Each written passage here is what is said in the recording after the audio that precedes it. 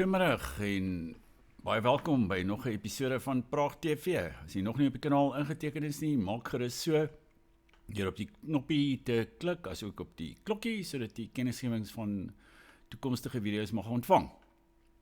En asseblief kyk ook na ons boeke op hierdie blad hier onderaan die video verskyn ons virtuele boekwinkel en daar kan jy enige van ons interessante titels aanskaf en dit binne 24 uur landwyd ontvang.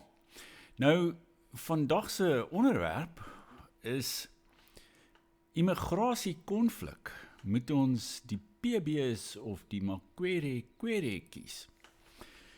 Nou, dit is 'n tamelike komplekse onderwerp hierdie, want aan die een kant dink ek is dit vir ons helder dat met al die onwettige immigrasie in Suid-Afrika gaan die spanning tussen die plaaslike bevolking, wat ek nou die PB's noem, is 'n ou weermagterm, en die sogenaamde Makwere, wat hulle neerhalende terme is vir die buitelanders in Suid-Afrika, die buitelanders in die res van Afrika. Dis 'n konflik wat al 'n lang tyd aan die opbou is, van natuurlik 2008, toe daar die eerste sogenaamde xenofobiese aanvalle uitgebreek het en daar 80 mense gedood is en waarvoor niemand nog ooit aangekla is nie. Dis wat in Suid-Afrika gebeur. Daar kan 80 moorde plaasvind, maar as dit nie in die staat se belang is nie, dan gaan hy niemand daarvoor vervolg nie. Maar as jy nou verkeerde woord gebruik, dan gaan hulle alles uithaal om jou in die tronk te sit. En daar was ook onlangs 'n verhaal, wat nuusberigte daaroor. Ek gaan ook net so vinnig met die een van die daar was onlangs 'n betoging in Durban waar iemand by name gelei deur iemand by name Jacinta Ngobese Zuma. En hulle praat daarvan dat hulle teen die 30ste Junie, en dis nou einde van aanstaande maand, gaan hulle 'n baie groot landwyse betoging hou teen die buitelanders in Suid-Afrika, en hulle wil hulle se muur uit die land geskop hê. Dis 'n bietjie soos die remigrasie waarvan die regse partye in Europa praat. Hulle wil hulle almal teruggestuur hê na hulle lande toe. Kom ons kyk net vir 'n oomblik na so 'n klein greepie uit daardie video. Ek sal dit nou vir die hier op die skerm vertoon. Dan kyk ons net vinnig daarna.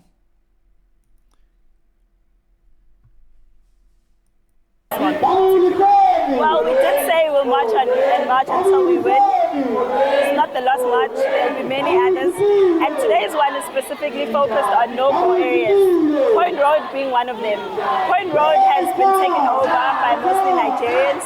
It's even become a name known as Lagos, which is very, very sad to know that there are places in South Africa where we do not feel safe as South Africans because they've been taken over by people who are not from South Africa. Illegally, most of them are here, and some of them are here with fake documents, etc. And the reason we want to go there today is because we want to send a message that there can't be any no-go areas in our country. We know mostly police are also involved, which is why we're going to send a memorandum to them today, that they know there's a Point Road. They know that the saddest thing about the existence of Point Road is that there's drugs, there's all kinds of crime, prostitution, human trafficking, there's a lot of crime that goes on there, and it's become a normal thing. How do you normalize crime to the point that we all know that there's a place where there's foreigners who live there and they're busy doing crime, and the police are now so oblivious to everything that's happening that they become part of the criminals. So we want to say South Africa remains for South Africans, and Point Road and other places like Point Road must not exist. Yes, and you also... Nou ja, daar het jy dit. Suid-Afrikaners moet vir Suid-Afrikaners bly. Maar nou die punt is, ek wonder net, wat beteken in hierdie konteks 'n Suid-Afrikaner, want sedert 1994 is die ou Suid-Afrikaanse identiteit is eintlik tot op die grond afgebreek, en ons sit tans met 'n soort quasi-Amerikaanse multikulturele identiteit en die multi-etniese aard van Suid-Afrika word eintlik daardeur ontken. En dit is ook nie toevallig nie, want die groepe en die ideologiese vyande van die Afrikaner in die verlede, in die vorm van liberalisme en kommunisme, hulle ontken ook die bestaan van etnisiteit en van volkere. Die kommunis se, om het eenvoudig te stel, ja, dit kom uit Marx en Engelse manifest, sy houding is eenvoudig, die werker beskik oor geen vaderland nie. En hulle, ja, meer onlangs, ek het ook 'n klompie jare gelede daaroor geskryf, Hart en Negri se boek oor Empire. En daarin sê hulle ook dat die wêreld bestaan tans uit 'n menigte. Daar's 'n menigte wat net oor landsgrense stroom en dit is 'n goeie ding en dit moenie eintlik teengestaan word nie. En hulle is natuurlik ook ten gunste daarvan dat die hele Europa ook oorstroom word deur mense of soos Amerika ook. En ironies genoeg die ANC se Angie Motshekga, sy het ook, hulle het daar ook aangehaal nou onlangs waar sy gesê het, ja, ons kan nie mure bou soos Trump gemaak het nie. Dus die ANC beskik oor 'n oop grensbeleid eintlik al van 94 af en vandaar dus hierdie geweldige toestroming van buitelanders oor ons grense en in die ou dae het die Nasionale Party en die Afrikaner denkers van die verlede, wat ons nie moet weggooi nie, want hulle was nie so dom nie en hulle baie aspekte van hierdie land het hulle baie helder omskryf en raak gesien. Suid-Afrika, volgens die ou Afrikaner denke, was Suid-Afrika 'n veelvolkige land. Met ander woorde, daar's of 'n multi-etniese land. Daar was verskillende volkere, verskillende etniese groepe in Suid-Afrika en daarom is die stelsel so aangepas word dat dit uitdrukking kon gee aan hierdie veelvolkige samestelling van die land met sy verskillende tuislande en stamgebiede en so meer. Maar dit is alles, die baba is met die badwater uitgegooi en nou sit ons met die een land, een nasie tipe begrip wat sedert 94 in ons kele afgedruk is. Maar dit het nou gelei tot 'n situasie waar ons beweeg het na die van 'n multinasionale land toe, 'n multinasionale maatskappy.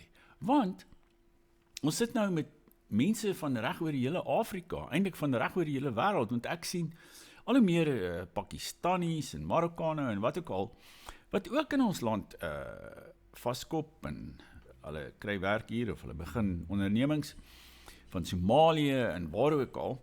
Dis met ander woorde, hier is soveel nasionaliteite in Suid-Afrika tans, wat hier woon en werk, wettig of onwettig, dat niemand weet eintlik meer presies wat die presiese samestelling van ons bevolking is nie. Nou, ek sien dit al lank kom, ek het dit al voorheen vir mense gesê, hierdie probleem kom al oor jare, en dat immigrasie eintlik, nie in Europa en Amerika, kan waarskynlik die nommer 1 politieke kwessie in ons land word. Maar dit is nie iets wat by die stembus besleg gaan word nie. Dit gaan waarskynlik op straat, in betogings en in geweld, soos in 2008, 2015, maar ook in 2021, toe daardie onluste in Durban losgebars het, en die plek geplunder is, en toe die supermarkte vragmotors vol voorrade Durban toe moes stuur, anders aan die mense daar ondergelei het. Ek voorsien dat ons weer dalk so voorval in Suid-Afrika kan beleef, as gevolg van hierdie oplaaiende spanning en betogings wat tans plaasvind. Maar vanuit die ANC se oogpunt, hulle sien dit nie as 'n probleem nie, want hulle is eintlik Afro-Saksers. Hulle is reeds, Tutu, aartsbiskop Desmond Tutu, wat in die verlede so opgehemel is as 'n groot leier van die Anglikaanse kerk. Hy het gepraat van die ontstamde swarte in Suid-Afrika. En die ANC leierskap, die elite, die kaders wat tans die staatsmasjinerie beset. Hulle is eintlik Afro-Saksers. Dis 'n term wat ek ontleen aan die Keniaanse politieke wetenskaplike by name Ali Mazrui. Maar Mazrui bly self in Amerika. Hy stel nie daarin belang om meer in Kenia te bly nie. Hy verkies dit aan Amerika. Hy kry baie groot salaris daar. Ek weet nie aan wat hierdie universiteit hy verbonde is nie, maar dit is vir hom baie lekker daar. Maar hy skryf van daar af so oor Afrika. So van uit die verte. En hy het hierdie term gebruik Afro-Saksers. Die Afro-Saksers is dan, dit is 'n kombinasie van Afrikaan en Angelsaksers. En hulle is eintlik Engelssprekende swartes, net soos die swart Amerikaners. Daar's eintlik net 'n graadsverskil tussen die ANC ministers en sê nou maar die verskillende swart leiers in Amerika, soos Obama of Jesse Jackson, ek dink hy sal oorlede. Maar ja, al daardie Martin Luther King, al hierdie mense, hulle is in presies dieselfde soort kategorie, want hulle het hierdie quasi Engelse soort identiteit, Engels is hulle taal, maar terselfde tyd lê hulle klem op hulle ras en hulle Afrika afkoms. En dit werk presies dieselfde in Suid-Afrika. En die grense is oop en die bevolking raak al hoe groter. Ons trek nou daar by die 65 miljoen mense in die land. En dis voorsienbaar dat dit binne die nabye toekoms eintlik kan styg tot 100 miljoen mense in Suid-Afrika. Wat die stelsel eenvoudig meer en meer gaan oorweldig. Die vraag is nou, hoe kyk die politieke partye daarna? Die EDA is natuurlik die ANC is al Afro-Saksers, dus hulle sien dit net as 'n normale verwikkeling, dat mense behoort sommer net oor die grense te kan kom, en ons is almal swart, en ons is almal Engels, en ons is almal van Afrika, dus enigiemand behoort hier te kom woon. Hulle is net 'n bietjie begaan daaroor dat mense se papiere moet reg wees, en jy weet, hulle moet permitte hê, en wat ook al, maar daar word eintlik ook nie so 'n groot poging aangewend om mense se permitte en werk van verblyfpermitte oordeelkundig en na behoore te administreer, soos dit in Europa byvoorbeeld die geval is nie. Het is baie moeilik om in Europa wettiglik eintlik in te kom. Maar die politieke partye, die DA is ook 'n liberale party. Dis vir hulle is 'n Suid-Afrikaner, hy is ook eintlik hy sien ook die ontstamming van Suid-Afrika as 'n positiewe verwikkeling, en enige immigrant is ook welkom in die land, maar natuurlik die kiesers is hulle kliënte, en 'n buitelander mag nie stem nie. Dis is hy nie vir die DA, hy is nie 'n kliënt van die DA nie, want hy gaan nie vir die DA stem nie. Dis word daar nie eintlik 'n appel gerig op hierdie buitelanders deur die DA nie. Hulle wil hê dat die PB's vir hulle moet stem. En daarom gaan die DA nie vreeslik gewag maak van hierdie kwessie nie. En natuurlik die links is, die ander ding wat ons natuurlik moet verstaan, is dat jarelank eintlik in die ou bedeling en in die aanloop daartoe en hierdie hele revolusionêre soort van bewindsverandering wat daar in Suid-Afrika plaasgevind het, die radikale Engelse in Suid-Afrika, hulle het eintlik die swart bevolking, en veral hierdie Angelsaksers, die ontstamde minderheid, wat Engels praat en Engels verkies, hulle het hulle gemobiliseer teen die Afrikaner. Dit was die getalle wat hulle nodig gehad het, om die Afrikaner uit die politieke proses uit te knikker. En daarin het hulle geweldig goed geslaag. Maar, en daarom, ek gaan nou aan die einde van hierdie video argumenteer, dat ons eintlik miskien met simpatie begin kyk na hierdie buitelanders, want hulle gaan dalk vir ons die getalle verskaaf, en die mobilisering, om dalk hierdie huidige bestel, of die huidige heersers, uit te knikker. Want daar is besig om so groot gemors in Suid-Afrika te ontstaan, dat iets gedoen sal moet word om dit alles te beredder en dit op 'n manier weer te herstel of te herorganiseer. En ek dink ek het dit ook al voorheen genoem, miskien het ek iewers geskryf of iets, dat Kyk, daar was twee benaderings tot hierdie probleem wat in die verlede deur die Afrikaners gevolg is of voorgestel is. En die ene was natuurlik Verwoerd se idee van afsonderlike ontwikkeling, maar eintlik was dit nie Verwoerd se idee nie. Jan Smuts, soos ek ook al genoem het, het in 1928 aan die Universiteit van Oxford 'n lesing gelewer waarin hy afsonderlike ontwikkeling vir die hele Afrika bepleit het.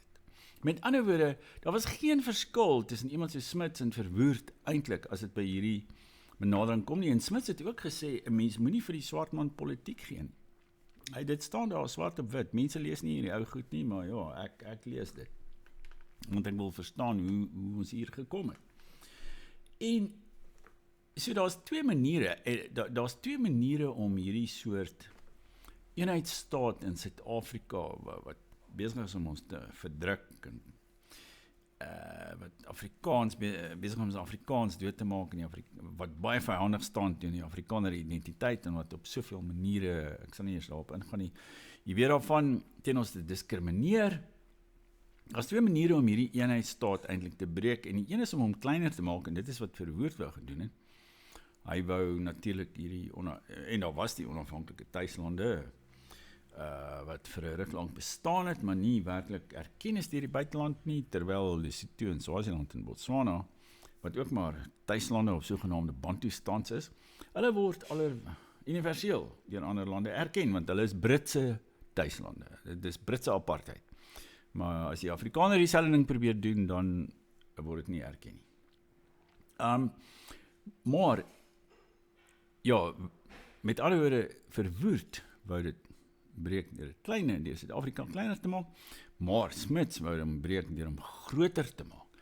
En Smuts het op 'n stadium van die Brite gevra dat hulle ons eintlik die hele Suider-Afrika behoort te regeer, vir die twee ou Rhodesiërs, Suid-Rhodesië en Noord-Rhodesië. En dit sou 'n soort van 'n Afrikaner ryk hierso in Suider-Afrika miskien tot aan die Limpopo nie, tot aan die Kongo rivier of die Zambesi of aan die kant die Zambesi, sou ons eintlik as 'n soort empire geregeer het. Nou dit is die tweede manier om hom kleiner te maak en ek dink daai idee kom miskien nou weer op die tafel of hy kom aan bod om 'n beter term te gebruik.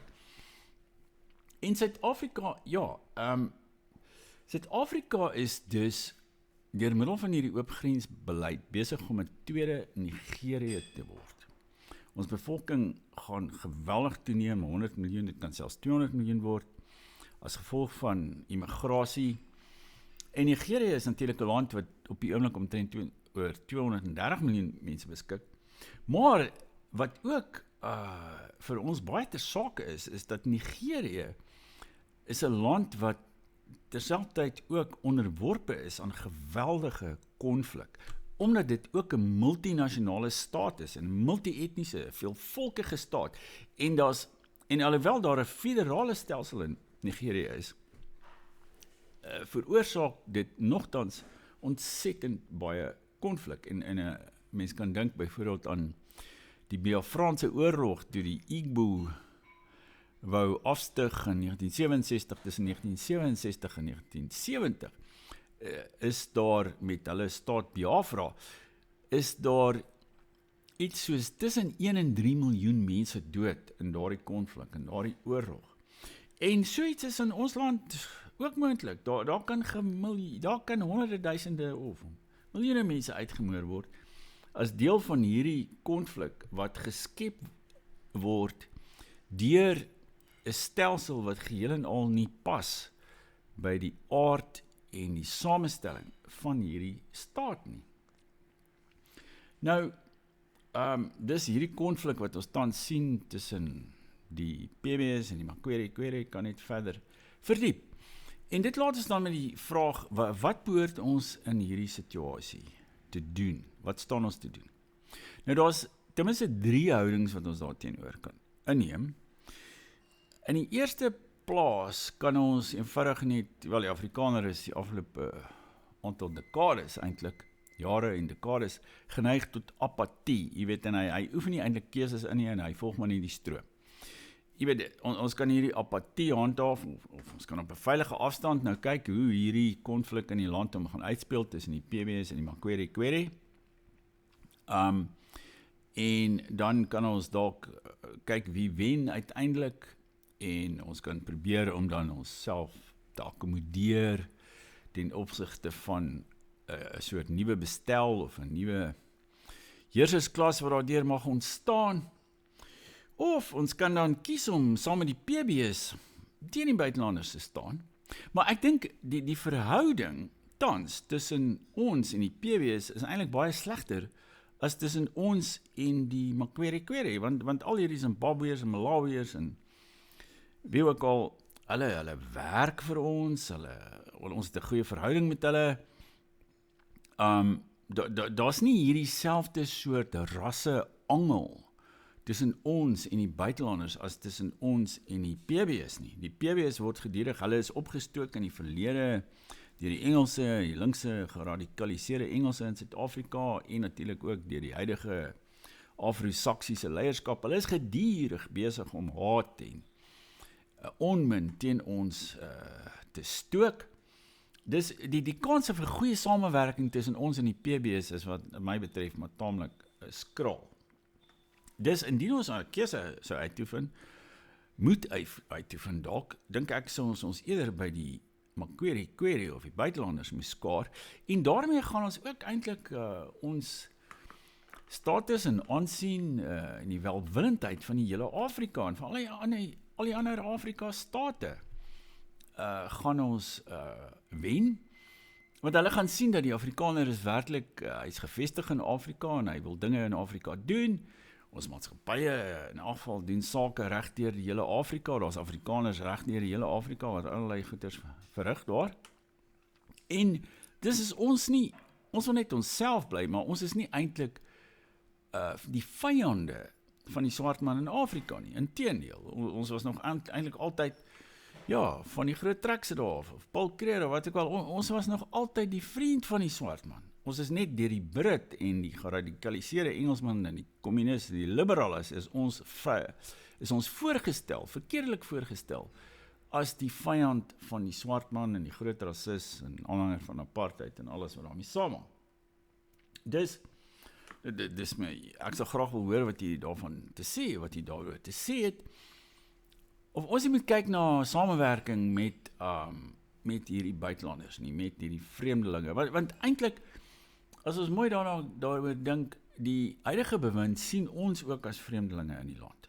Ons is die nie-Engelse, ons is die blankes, hulle sien ons, hulle praat, al hierdie geradikaliseerde PBS praat van ons as die settlers, of die 1652s, of Jan van Riebeeck, ons is die mense wat nie hier tuis hoort nie, terwyl die Engelssprekende blankes, hulle sien hulle so of, as hulle bondgenote, of ten minste die linkse kontingent van hierdie Engelse, hulle sien hulle as hulle bondgenote, en hulle hoort in Suid-Afrika, maar die Afrikaner hoort nie hier nie. Dis is ons ook eintlik vreemdelinge, ons is ook Makweri-Kweri. Afrikaans is ook 'n vreemde taal vir hierdie staat, hy word, de jure is Afrikaans nou sogenaamd 'n amptelike taal van Suid-Afrika, maar u weet en ek weet, dis die grootste twak onder die son. De facto word Afrikaans as 'n vreemde taal beskou. Dit is net so 'n vreemde taal soos IJslands, om nou vir oudregter Johan Kriegler aan te haal. Dis 'n uitspraak wat hy gelewer het in 'n hofsaak oor Afrikaans as skooltaal, het hy gesê, hy het gepraat dit vergelyk met IJslands. Ons is net so vreemd soos IJslanders vir hulle. Dus, ek meen, ons moet hierdie ding mooi bekyk. Ek dink dit is 'n krag, daar's kragte aan die werk hierso. Wat uiteindelik hierdie land uitmekaar gaan skeer, ongeag wat ons doen. Want daar's soveel miljoene mense daarbey betrokke, en dit kan nie eintlik op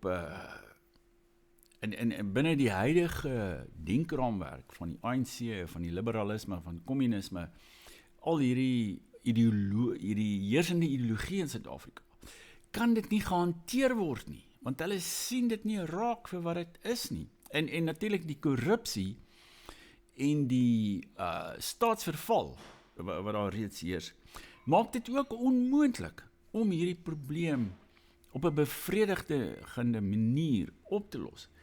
En dis, ongeag wat ons doen, gaan dit 'n ontsettende effek op die res van die land hê, maar ek dink ons moet daaroor dink, en ons moet besluite daaroor neem, en ons moet onsself posisioneer, sodat die Afrikaner weer deel van die politieke spel in Suid-Afrika en in Afrika en in die wêreld kan word. Dit is hoe ek die saak sien. Jy kan kommentaar lewer as jy ook verkeerd is of wat ook al, maar maak gerus so en laat daar 'n debat oor hierdie kwessie wees. As jy tot hier geluister het, moet nie vergeet om in te teken nie, en kyk ook asseblief na ons boeke en skaf vir jy 'n boek aan, en dan volgende keer maak ons weer so. Totsiens.